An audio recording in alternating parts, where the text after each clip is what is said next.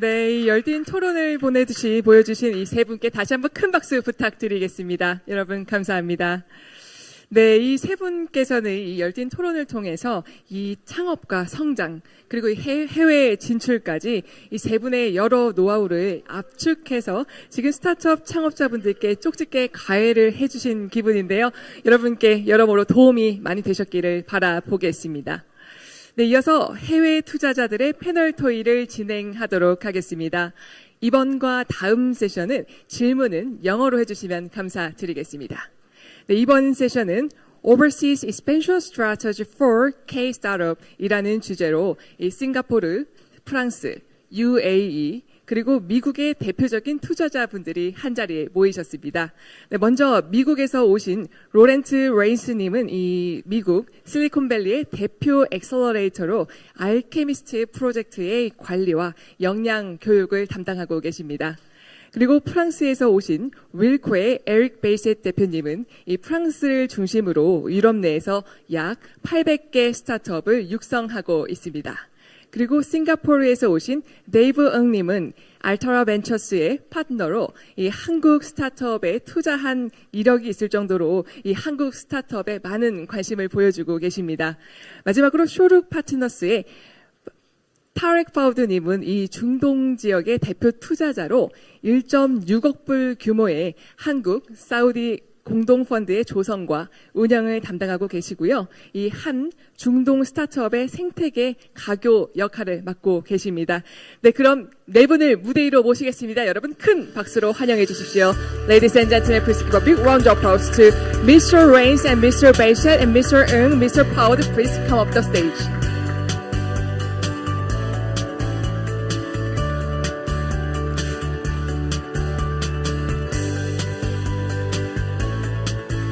네, 네 분께서 이제 준비가 되어 가시는 것 같은데요. 그럼 지금부터 알케미스트의 로렌트 레인스님께서 이 모더레이터로서 패널 토론을 진행하시도록 하겠습니다.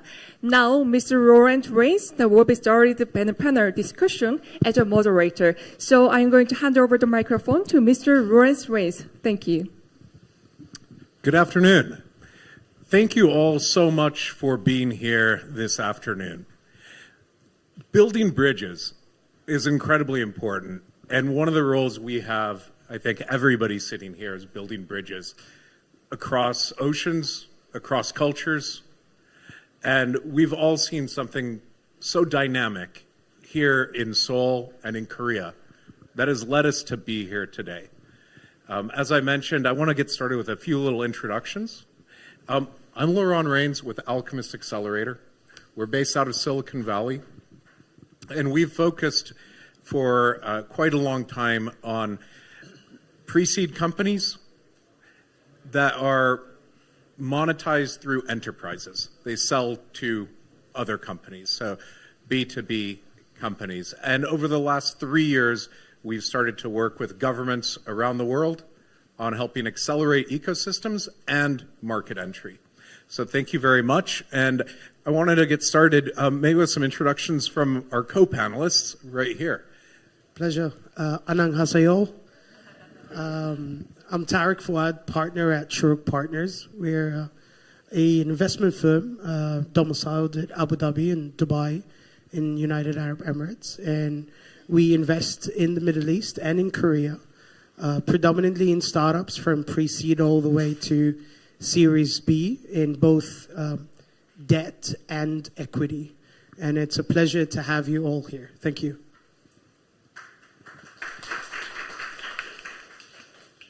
Dave?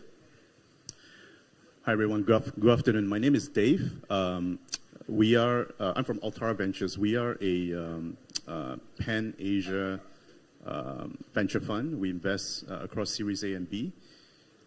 We have a location here in Seoul. It's at the Hyundai Auto Mall near COEX, very nearby.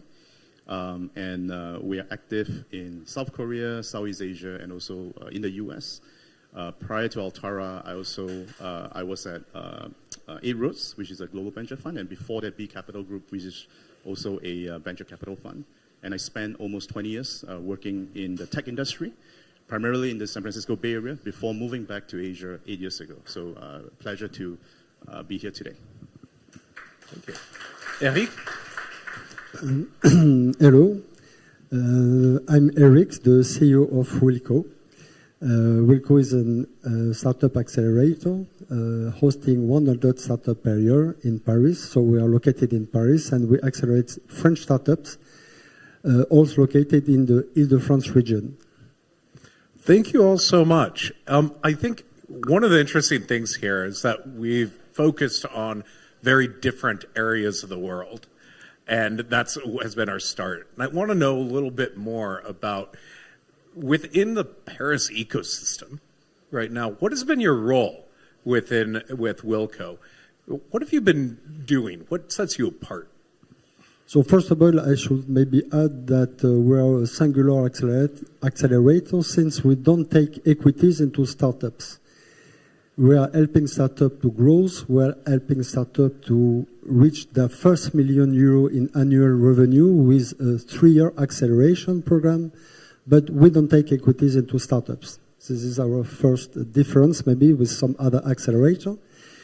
And so the cost of the program is financed at 25% by the startups themselves, at 25% by the Paris Region Council, and at 50% by what we call corporate partners, since we are a non-profit organization. And so we just try to cover the cost of the acceleration program, but we don't want to make profit. It's not our purpose. Our purpose is to accelerate entrepreneurs, I should say. Thank you. Dave, within the Pan-Asia area, how have you been involved in really starting to build and starting to create, I think, more dynamism within the area? What's been the role of Altera Ventures?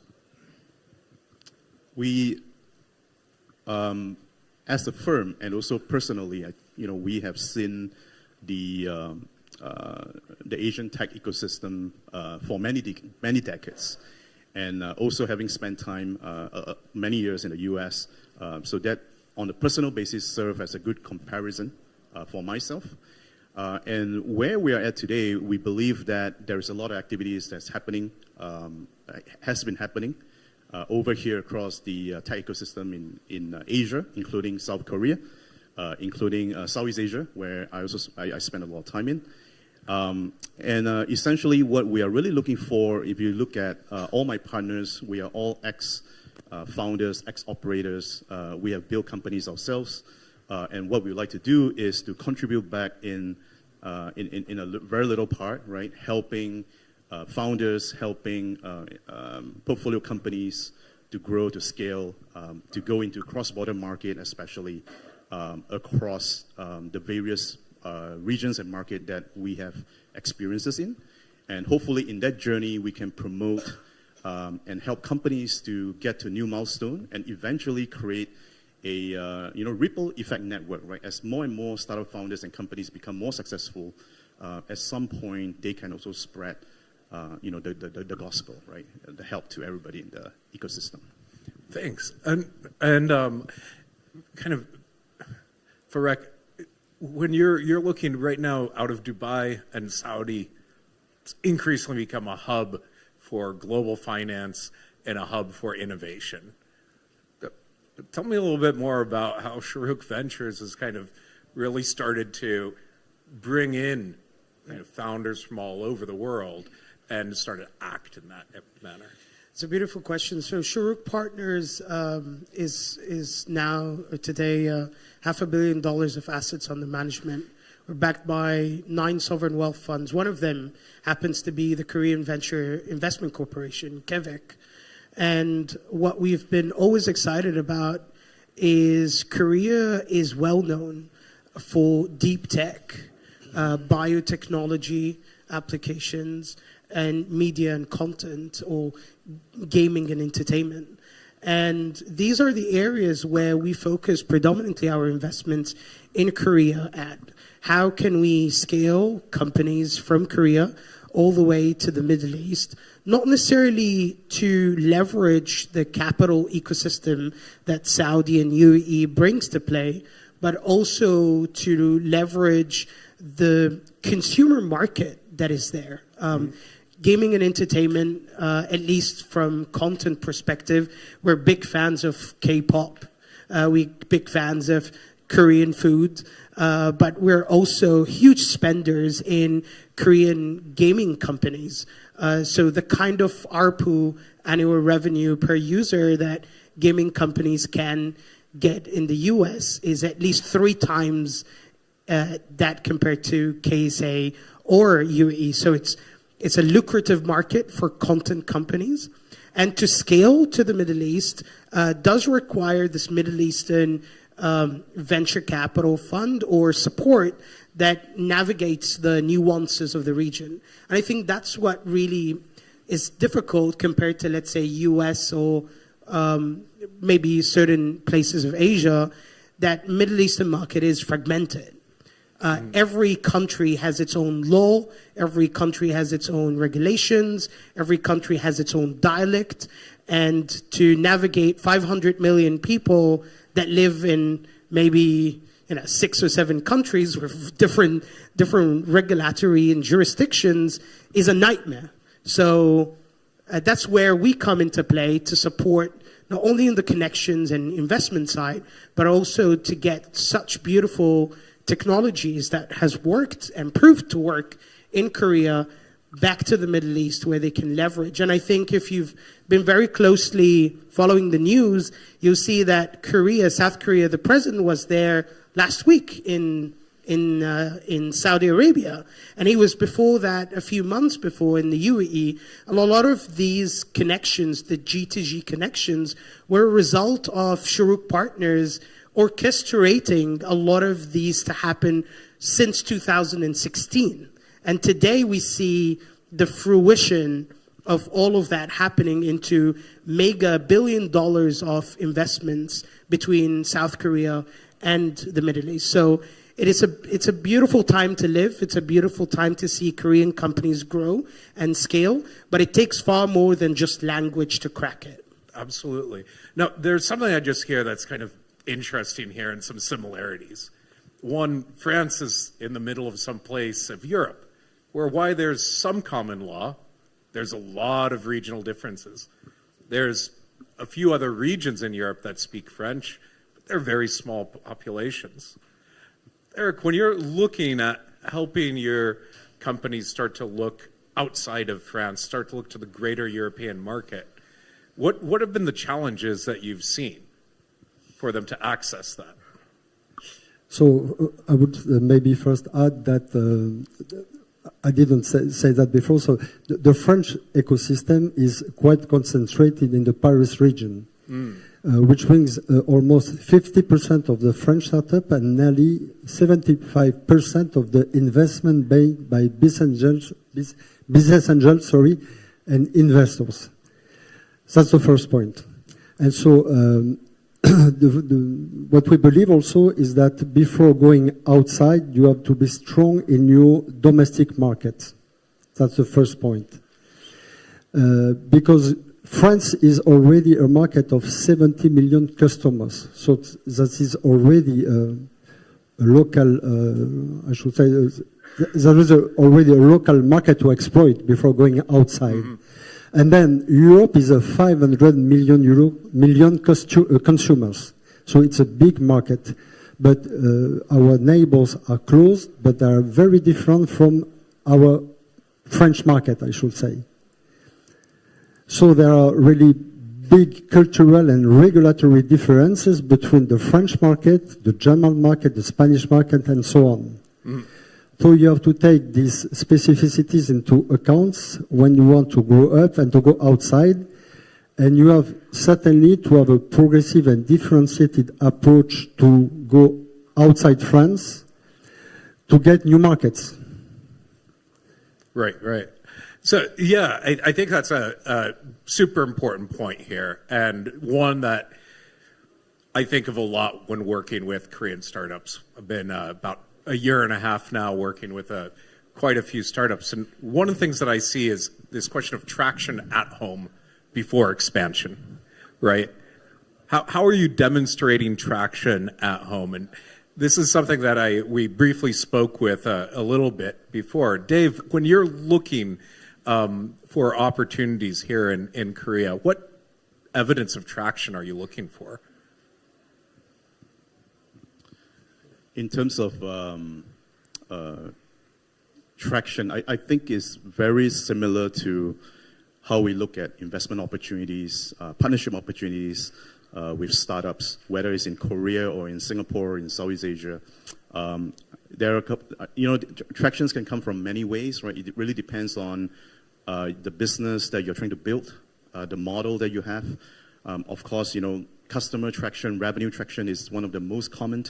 But then, there are many other, especially so for consumer companies that's targeting, a very large user base, right?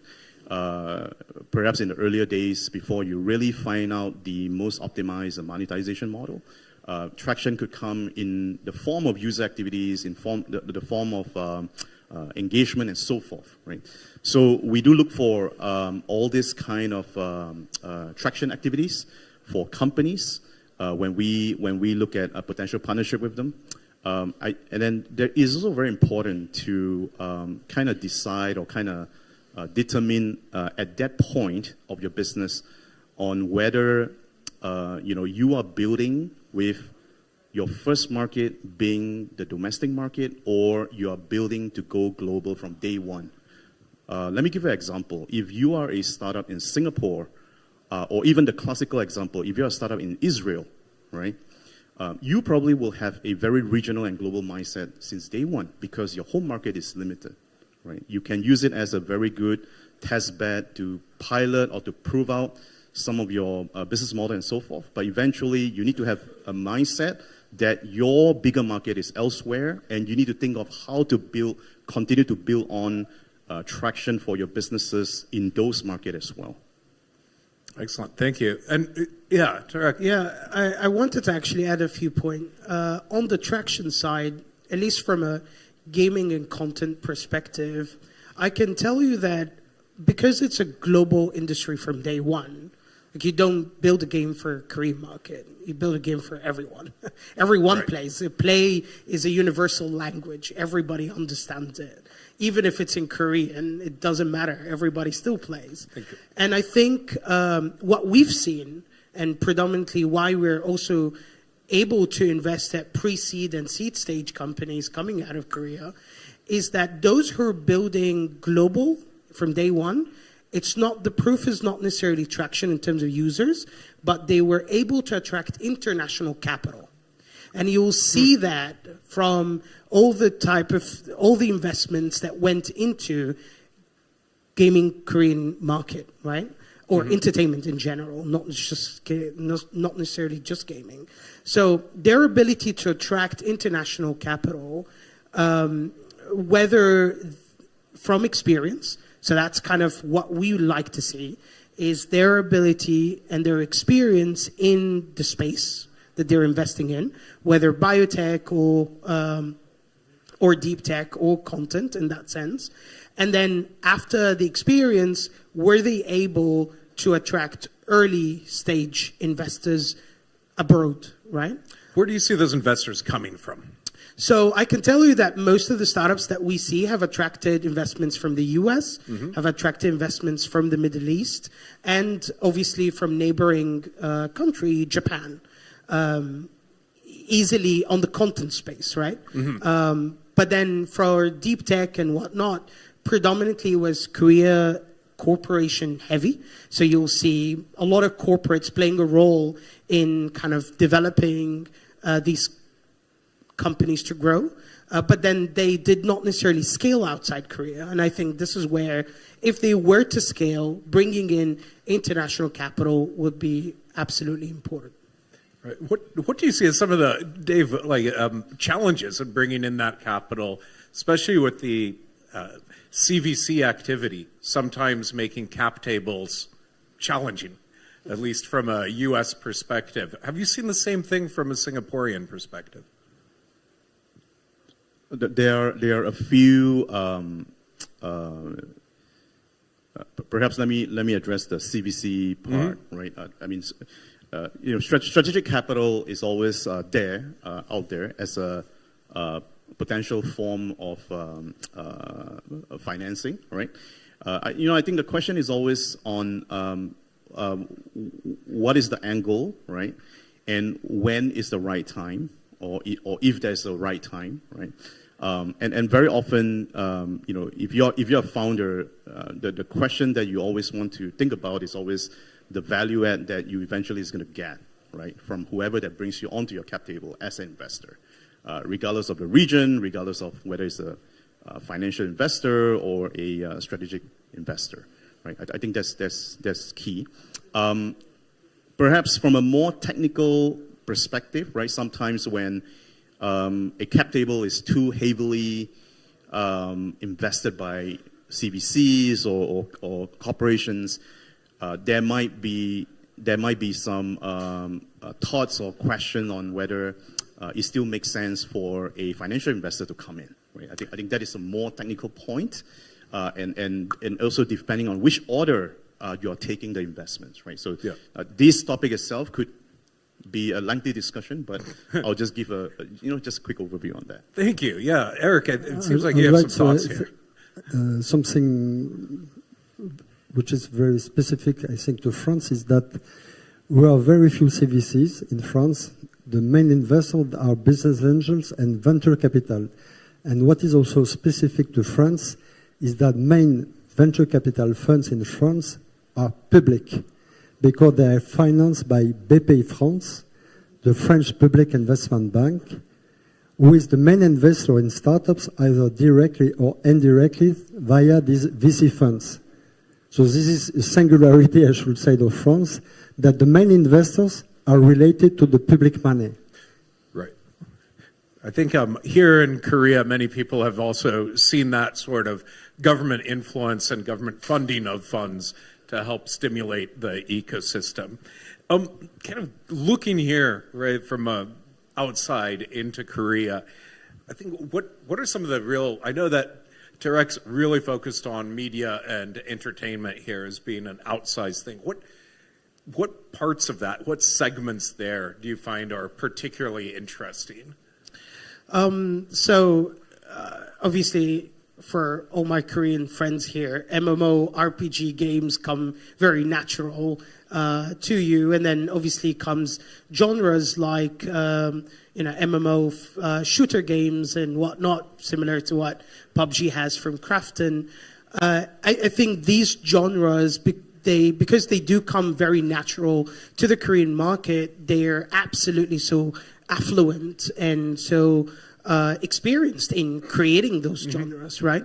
Anime comes in second. The thing is, you guys have created a movement. Everybody ends up, taking that content, consuming it, and they love it.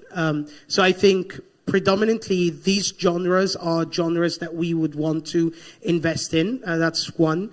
Two is we've seen many, because of the proficiency in creating games, it created a cluster of startups that service the gaming market. So you see today a lot of software companies and engines and tools that help entertainment and gaming companies become more efficient. If it was AI companies, I think 2 weeks ago, we've seen part of the Coca Future Play program that we hosted in Dubai, a adaptive AI music company, right?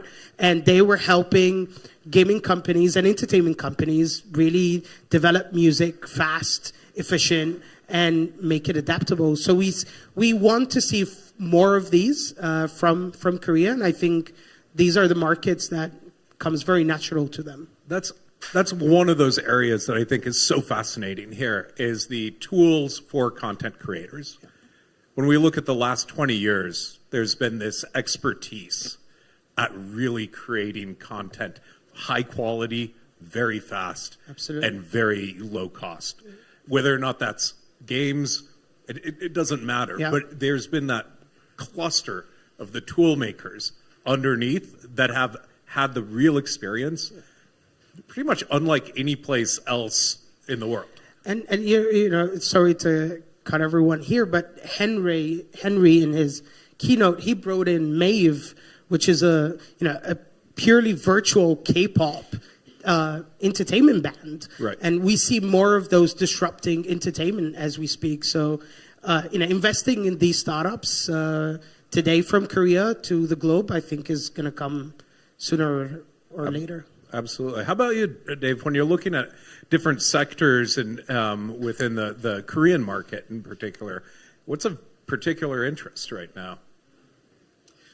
There are several areas that we spend time on, but I would say maybe I'll talk about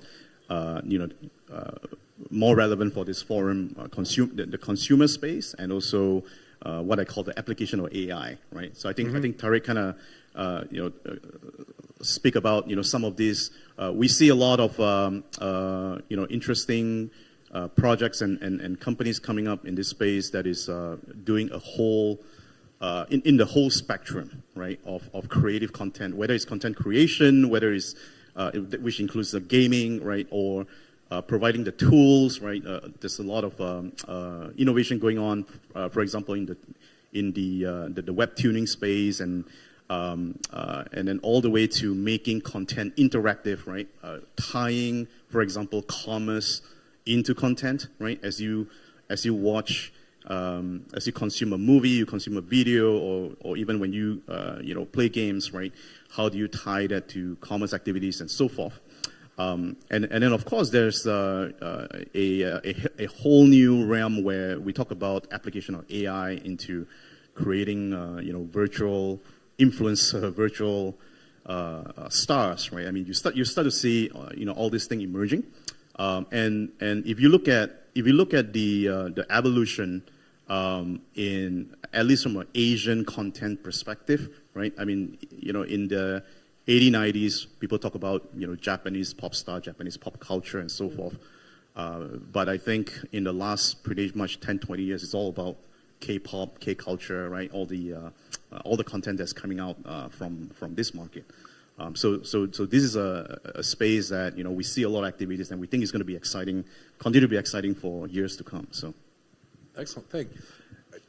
And looking really towards the challenges that you see here within the Korean ecosystem, the startup ecosystem, what are some of the things that really come to mind when you're thinking of what's difficult, I think, for Korean companies? I'm sorry. What's difficult for Korean companies in actually building successful startups and getting more of a global presence, of starting to act outside of Korea? So I don't know precisely the Korean ecosystem. I'm sorry, but I don't know how to answer to the question. Okay, sorry. I can Sorry, maybe chime in. So I think what we've seen, because we see a lot of young companies to begin with, language obviously becomes the first barrier, right? And I think this is a great forum to send out a message to all founders in Korean markets, is that language is not a barrier. As investors in Korean companies, we don't expect everybody to speak English, right? And that's okay. Having a translator I think is important. And I think that is one way to combat this, or bring in members into the team that can be bilingual. So that's kind of the challenge number one. I think number two is what we've seen is a lot of Korean companies inspire others, and hence the ideas are predominantly always look-alike in that sense. It is extremely helpful to utilize programs like the Launchpad and whatnot to get a different taste of what are different companies and what everybody else is building, right? What is being built in the US, what is being built in the Middle East or in Europe, and kind of get back with inspiration from there and build something else, right? So I think being inspired outside and utilizing some of the government programs that are already here that is sponsored by COCA and the Ministry of Culture is important to get inspiration. And then English comes in second. But other than that, most founders here have what other founders don't, which is technical skills and the ability to execute, right? Right. So I think those are two main pain points that we see, but it's not pain points that can be solved. Right. Something maybe that I Yeah. could add is that French investors are looking for startups developing digital valuable assets, leveraging AA, blockchain, or Web3 technologies to redefine the customer experience. That's what they're looking for in France at the moment. And who was looking for that? Investors in France. Okay, investors they are are looking for looking. that, with these kind of startups. All right. Very interesting. Dave, what are you seeing as some of the challenges here that are facing Korean startups in particular? Sure. Perhaps if I would just add on to, what my colleagues here have shared. Beyond, and this is especially true when it comes from a perspective of expanding your business or trying to go to another market overseas, right? I think, first of all, is as an early stage company, you need to find ways to do it in a very lean and efficient manner, right? Because your funding might be limited at this point, right? So to go overseas, you need to know when you are ready, right? And readiness can be determined by a few things. One, of course, is potential financing, right? Future financing as a trigger point. Two is really understanding the market that you want to go into, really figure out who can help you, right? Who are the partners, potentially finding right partners, and really understanding the nuances on the market. What is the value proposition that your product or services that you're going to bring to the market, right? Especially if you're bringing something that might already be present, right? In terms of competition or substitute in the market, you have to really ask yourself, is the market big enough? Do you have a good kind of entry point to create a foothold in that? So these are all, just some of the various things to really think about. We see companies that wants to expand, go into other market, whether it's from Korea or whether it's from some other country to another region. We see that very often, right? These are some of the things that really needs to be well thought through before, you go on that journey, that adventure. Excellent. I realize that we're at time here, but I wanted to kind of spark one last comment. And one thing that I'm seeing all of us increasingly looking at is this idea of global first. This idea of founders and startups that are establishing themselves thinking with global aspirations from the initial. And I wanted to get your sense of looking at those opportunities. What does that mean to you? What does global first mean to you? At least for France, global means first Europe, because we are concentrating on the Europe market, which again is a very huge market of 500 million consumers. So I'm not sure that for French startups, it's really possible to go to USA. You have first to concentrate on the French market and then on the European market. Thanks.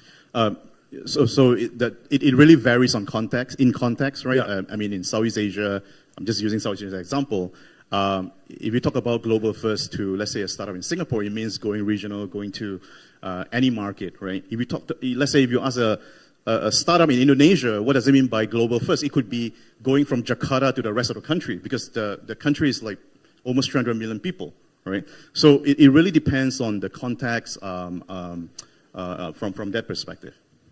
Excellent. Thank I you. think global first for us would mean not necessarily how many markets you can scale, but the ability that you have to scale, right? Have you built your product and service to scale and have that capability right from day one or not? And now whether you expand globally from day one or gradually becomes a different story, but it has to have the DNA of a company that can scale. And that really is the important action point there. I will just add that Absolutely. global refers to, I should say, an homogeneous market. France is an homogeneous market. Europe is not an homogeneous market. And that's why maybe because it's so difficult for French startups or for German startups to become European. And some startups also prefer to go directly to USA because that one is a global market. Thank you.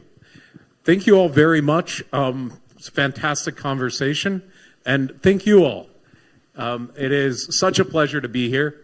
Such a pleasure to see all the different startups from Coca.